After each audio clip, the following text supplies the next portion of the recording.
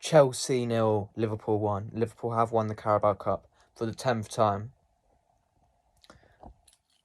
I've seen a lot of people saying that Chelsea was the better team. Apart from the second half of the 90 minutes, it was pretty much Liverpool dominating the whole time. And yes, you could argue Chelsea did have the better chances, but having the better chances doesn't always mean that you're the better side. Because if you don't take your chances, then you don't deserve to win, regardless of how many or little your opponents have in front of goal.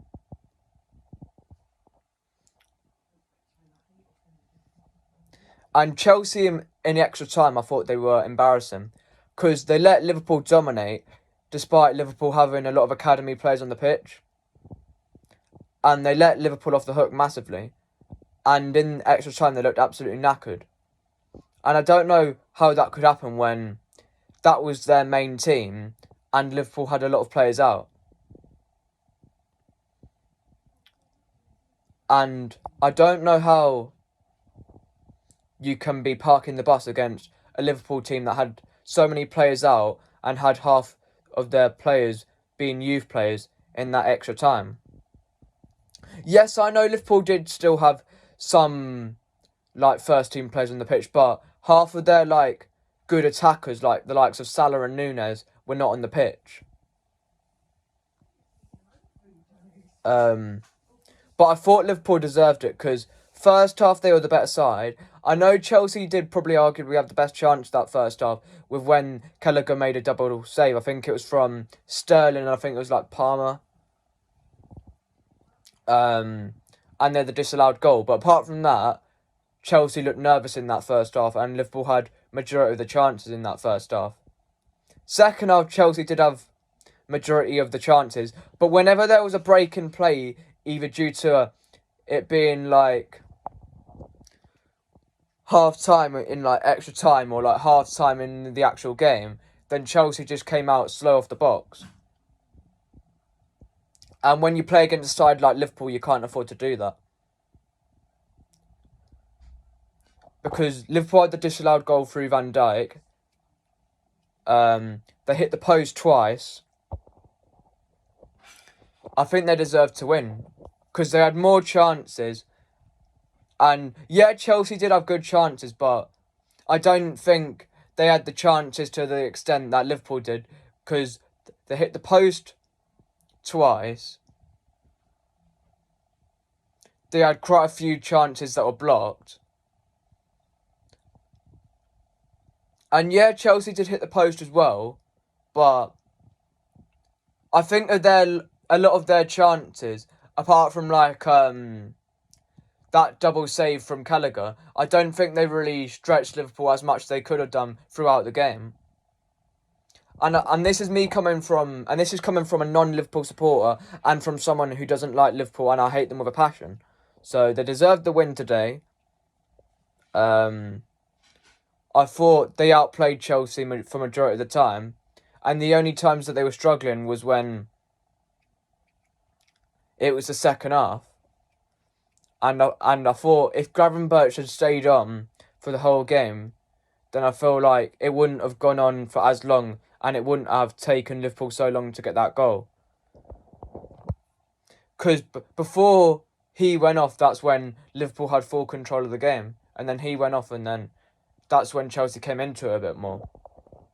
But I don't get how Chelsea can be losing against a Liverpool team that had no Salah, no Szoboszlai, no Salah, no Nunez, no Alisson. I thought Van Dijk and Konate were absolutely brilliant. And I thought Diaz had a good game as well. And I thought that Conor Bradley is really good as well. And he's probably better than most youngsters in the Premier League at the moment. But one thing I've got to say about Virgil van Dijk is that he's surpassing defenders like Ferdinand and Vincent Kompany. He's not at that sort of level of Carvalho or Cannavaro or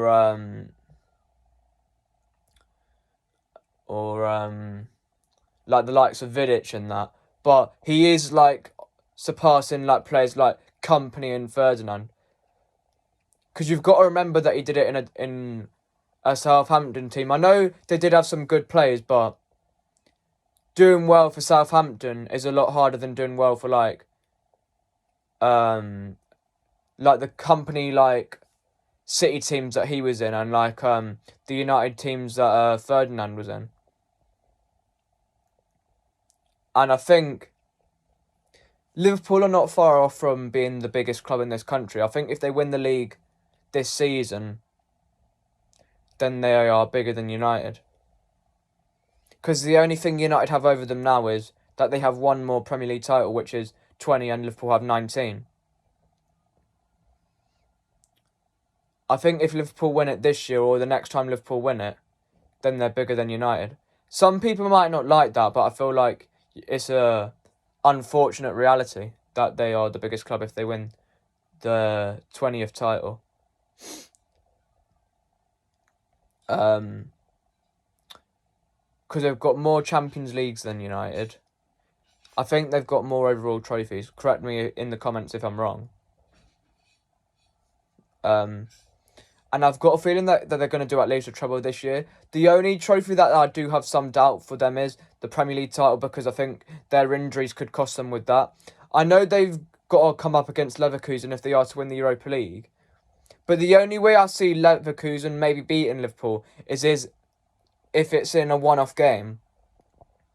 If it's over 2 legs, I see Liverpool winning that. I know Leverkusen have been fantastic this season, but they're yet to come up against like a quality opposition like Liverpool. I know they've had to come up against Bayern, but that Bayern Munich are not as good this year compared to like previous years. Like, for example, like 2020 when they won the treble, which is one of the best teams.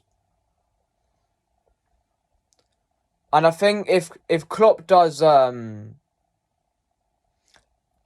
treble or a quadruple, yeah, it might not be the proper treble and it might not be the proper quadruple, but does that make him surpass like managers like Mourinho and Ancelotti?